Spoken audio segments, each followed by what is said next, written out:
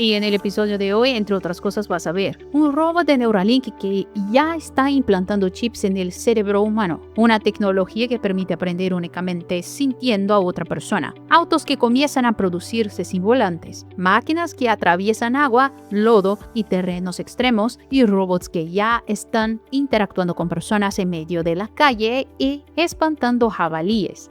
Vamos a entender todo eso y algunas tecnologías más después de la viñeta.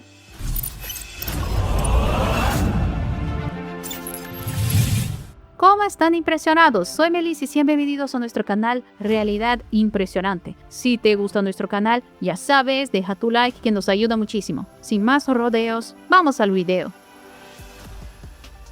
Neuralink presentó un robot quirúrgico diseñado para realizar implantes directamente en el cerebro, con un nivel de precisión que las manos humanas simplemente no pueden alcanzar. Y lo más impresionante no es la tecnología en sí, es el objetivo detrás de ella, escalar. Porque implantar una interfaz cerebro-computadora no es como realizar una cirugía común. El proceso implica insertar hilos extremadamente finos, más delicados que un cabello, en regiones específicas del cerebro, evitando vasos sanguíneos y áreas sensibles. Es un trabajo de micromilímetros y cualquier error puede ser crítico. Por eso, Neuralink desarrolló un sistema robótico equipado con múltiples cámaras, sensores ópticos y escáneres de alta precisión capaz de navegar por el tejido cerebral en tiempo real. El robot utiliza un sistema de 5 ejes, lo que permite acceder a diferentes puntos del cráneo con control milimétrico. Pero hay un detalle muy importante. La empresa logró eliminar una etapa tradicional de la cirugía, la remoción de la dura madre, la membrana que protege el cerebro. Ahora, el robot simplemente la perfora con precisión controlada. Parece un pequeño ajuste técnico, pero esto reduce el tiempo quirúrgico, disminuye riesgos de infección y acerca el procedimiento a algo mucho más rápido y accesible, tal vez incluso rutinario en el futuro. Y es exactamente eso lo que está en juego. Neuralink no quiere solo demostrar que la tecnología funciona, quiere hacerla viable y accesible a gran escala para miles de personas. Con una inversión reciente de cientos de millones de dólares y una evaluación multimillonaria, la empresa está migrando de pruebas experimentales a un modelo de producción y aplicación real. Hoy, unas cuantas decenas de personas ya han recibido el implante y los resultados comienzan a aparecer. Pacientes con parálisis ya lograron controlar computadoras, jugar, navegar en internet e incluso operar dispositivos físicos usando únicamente el pensamiento. Casos como el de Nolan Arbol demuestran que la tecnología ya no es teórica, funciona, pero no todo es avance sin riesgo. Especialistas advierten sobre desafíos como la llamada cicatrización glial, una respuesta del propio cerebro que puede, con el tiempo, reducir la eficacia del implante. Es decir, aún existen barreras biológicas importantes. Aún así, la dirección es clara y ya está redefiniendo el límite entre cuerpo y tecnología. Si Neuralink todavía requiere entrar en el cerebro, existen empresas que intentan resolverlo sin necesidad de tocarlo directamente. Hay algo un tanto incómodo cuando hablamos de tecnología en el cerebro, porque en la mayoría de los casos eso significa abrir el cráneo y manipular directamente el tejido cerebral. Y es justo ahí donde mucha gente se detiene. Pero existe una alternativa, un implante que no entra en el cerebro y aún así logra influir en cómo funciona. La empresa Motive Neurotech acaba de recibir aprobación de la FDA para iniciar pruebas en humanos en Estados Unidos con un dispositivo enfocado en tratar la depresión resistente. Y ese detalle es importante, porque estamos hablando de personas que ya intentaron medicamentos, terapia y nada funcionó. Ahora entra este nuevo enfoque. El dispositivo se llama DOT y es pequeño o más o menos del tamaño de un arándano. Pero lo que realmente lo diferencia no es el tamaño, es dónde se coloca. Traducido de manera sencilla, en vez de ser implantado dentro del cerebro, se coloca encima de él, en el cráneo, sin penetrar el tejido cerebral. Esto reduce mucho el riesgo quirúrgico, menos invasivo, menos posibilidad de complicación, más viable en el mundo real. Y aún así consigue hacer algo poderoso, estimular eléctricamente áreas del cerebro relacionadas con la depresión, como si estuviera ajustando circuitos que no funcionan como debería. Otro punto interesante es que es totalmente inalámbrico, sin batería interna, sin cables saliendo del cuerpo. Esto hace que el uso sea más cómodo y abre espacio para tratamientos continuos a lo largo del tiempo. Y aquí comienza la parte que realmente llama la atención. La idea no es usarlo como último recurso desesperado. sino evolucionar hacia algo más cercano al monitoreo continuo, casi como un sensor que acompaña y ajusta el funcionamiento del cerebro con el tiempo. El estudio ahora va a probar justamente eso: seguridad, funcionamiento y principalmente si realmente mejora la vida de las personas. Pero claro, aún existen preguntas importantes. ¿Hasta dónde puede llegar este tipo de intervención? ¿Cuáles son los efectos a largo plazo? ¿Y hasta qué punto deberíamos ajustar el cerebro de esta manera? Aunque manipular el cerebro no es la única forma de cambiar el comportamiento humano. A veces basta con conectar el cuerpo. Hay algo curioso sobre aprender. Siempre pensamos que aprender era básicamente observar, intentar, repetir, equivocarse, ajustar y ir evolucionando con el tiempo. Así es con la música, el deporte, la cirugía, cualquier habilidad física. Solo que este proceso tiene una limitación enorme, depende de la visión, y no siempre ver es suficiente. Ahora imagina una situación diferente. Dos violinistas están tocando juntos. No se están mirando bien, no están conversando, pero aún así comienzan a tocar más sincronizados, más precisos, más alineados, como si uno estuviera sintiendo al otro. Y de cierta forma, eso es exactamente lo que está pasando. Investigadores de la Universidad de Ghent, junto con la Università Campus Biomedico di Roma, crearon un sistema de exoesqueletos que conecta físicamente a dos personas. No es solo captura de movimiento, es intercambio de sensación. Cuando uno se mueve, el otro lo siente. Y cuando los movimientos no coinciden, el propio sistema corrige empujando a ambos hacia un punto intermedio, casi como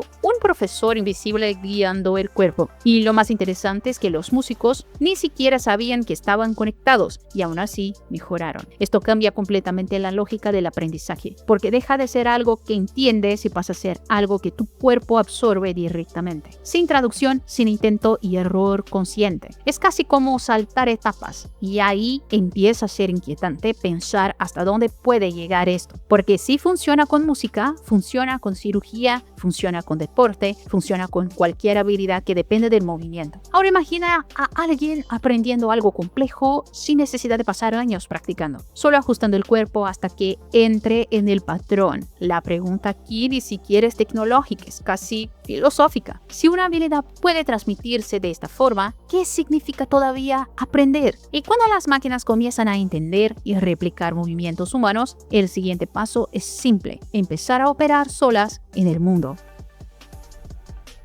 Hay una decisión aquí que resulta un tanto contraintuitiva. Tesla comenzó a producir un auto pensado para no tener conductor, incluso sin haber resuelto completamente la conducción autónoma. Su nombre es Cybercab y la producción ya inició en la Giga Texas. Eso por sí solo ya sería noticia. Pero lo que realmente cambia el juego no es solo la producción, es cómo Tesla decidió hacerlo. Hasta hoy, las empresas que intentan poner autos autónomos en las calles se enfrentan a un límite muy específico: la regulación. Existe una regla en Estados Unidos que limita la cantidad de vehículos fuera del estándar, sin volantes, sin pedales, con diseño distinto, a unas 2.500 unidades por año. Solo que Tesla lo esquivó de una manera curiosa. Traducido de forma simple, en vez de pedir un permiso especial, diseñó el auto para cumplir todas las reglas existentes, como si fuera un coche común. Aunque sea todo menos común, eso permite que el Cybercab se produzca sin ese límite. En la práctica significa que, si todo funciona, la empresa puede escalar la producción sin quedar atrapada en la burocracia que frenó otras iniciativas. Y ahí aparece la estrategia, porque este auto no es solo un modelo más, está pensado como base de volumen. La idea es sencilla: la mayoría de los viajes en el mundo ocurren con una o dos personas. Entonces, en vez de fabricar autos grandes para uso individual, se crean vehículos más pequeños, autónomos, funcionando todo el tiempo. Suena eficiente y lo es, pero hay un problema que aún no se ha resuelto: el auto no conduce solo todavía. Tesla sigue trabajando en el Full Self-Driving y, a pesar de las promesas, el sistema aún presenta fallas. Situaciones en las que el coche duda, se detiene o simplemente no toma una decisión. Y los datos lo muestran. Hoy, en promedio, estos sistemas todavía se involucran en más incidentes que los conductores humanos. Es decir, el hardware está listo, la producción comenzó, pero el cerebro aún está en desarrollo. Y eso crea un escenario extraño. La empresa está construyendo en escala algo que todavía no está completamente terminado. Al mismo tiempo apuesta a quien lo resolverá en el camino. La famosa curva NS que el propio Elon Musk mencionó empieza despacio y después crece rápido. Si eso funciona, Tesla se adelanta. Si no funciona, el riesgo también escala. Si conducir ya está siendo automatizado, volar puede ser el próximo territorio en cambiar por completo. Hace un año, esto era solo una imagen bonita, renderización. Esas ideas que parecen increíbles, pero que nadie sabe si algún día realmente saldrán del papel. Ahora ya no es el caso. La empresa británica Autofollow puso en el aire el primer prototipo funcional de su eVTOL llamado Sigma. Y eso cambia completamente el peso de la conversación, porque cuando algo deja de ser un render que va al cielo, entra en otro nivel. El modelo aún es a escala reducida, cerca de 1/4 del tamaño real, pero ya está validando comportamiento de vuelo, estabilidad y eficiencia. Y las cifras que siguen prometiendo son agresivas. Autonomía de unos 800 kilómetros y velocidad máxima cercana a 350 kilómetros por hora. Traducido de forma simple, esto ya no es un vehículo urbano para trayectos cortos. Esto entra en el territorio de viajes entre ciudades, casi sustituyendo pequeños vuelos regionales. Y es justo ahí donde la cosa empieza a ponerse seria. Lo más interesante no está solo en la velocidad, está en los cambios que ocurrieron en el proyecto. El diseño evolucionó, pasó de algo más cerrado y conceptual a una estructura con rotores abiertos, más directa, más funcional, menos estética, más ingeniería, y eso suele ser una señal clara de madurez. Cuando un proyecto empieza a dejar de lado la apariencia es porque está intentando funcionar en el mundo real. Otro punto importante, el Sigma ahora es una aeronave de 2 plazas, y eso no es una limitación, es estrategia. La idea es permitir que alguien con una licencia más simple, unas 25 horas de entrenamiento, pueda pilotar. En la práctica significa reducir drásticamente la barrera de entrada. Ya no es algo exclusivo de pilotos profesionales, pero aún existe una diferencia enorme entre volar y convertirse en producto. Este prototipo es solo el comienzo. Ahora vienen las etapas más difíciles: versión en tamaño real, pruebas completas de vuelo, certificación aeronáutica y producción en escala. Y es exactamente ahí donde muchos proyectos se detienen, porque no todo avance ocurre en el cielo. El verdadero desafío sigue estando en el suelo, donde el mundo real no perdona errores.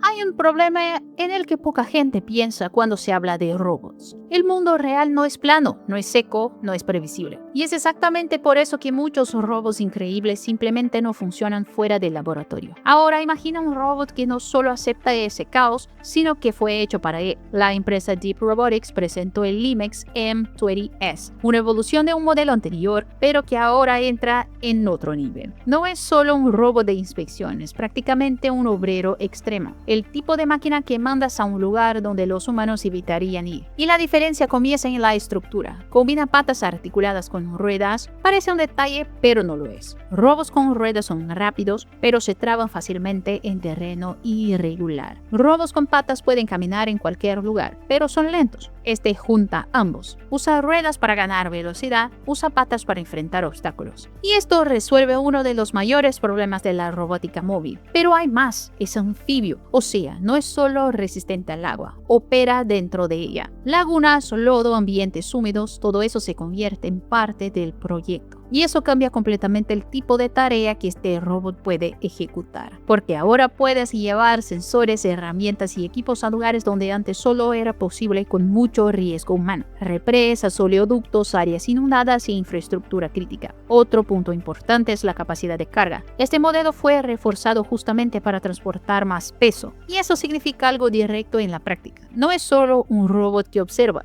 es un robot que trabaja. Y hablando de robot trabajando, enfócate en esta escena un tanto inusual.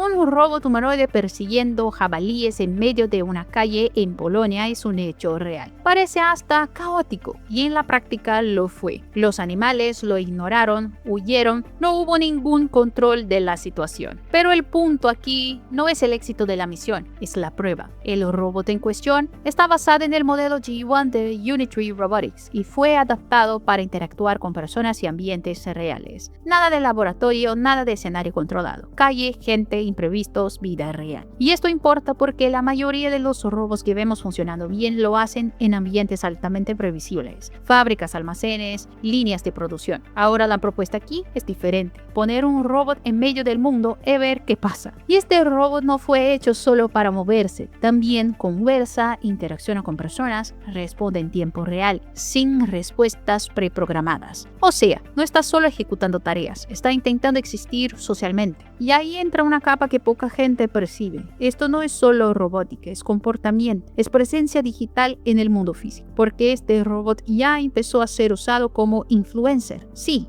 influencer, participan en acciones, promoviendo productos, interactuando con el público. Y aquí hay un punto muy directo. Para las marcas esto resuelve varios problemas. No hay escándalos, no tiene opinión propia y no hay desgaste emocional. Funciona 24 horas y por ahora hay control total sobre él. Pero al mismo tiempo hay algo extraño en todo esto, porque a diferencia de un avatar digital, este robot ocupa espacio físico y eso genera una reacción mucho más fuerte en las personas. Curiosidad, sorpresa y a veces hasta incomodidad. Y ese quizás sea el verdadero experimento aquí. No se trata de perseguir jabalíes, se trata de entender cómo vamos a reaccionar los humanos cuando las máquinas comiencen a ocupar el mismo espacio social que nosotros. La inteligencia artificial ya dominó lo digital y ahora está probando cómo entrar en el mundo real.